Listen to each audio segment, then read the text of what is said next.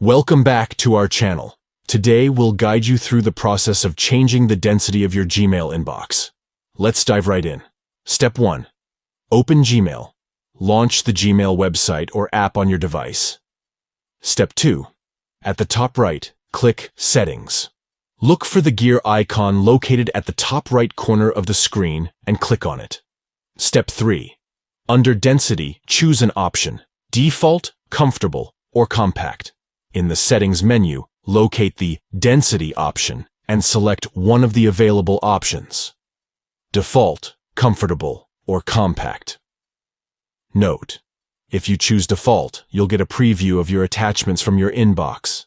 By adjusting the density of your Gmail inbox, you can customize the layout and appearance to suit your preferences and optimize your email management experience.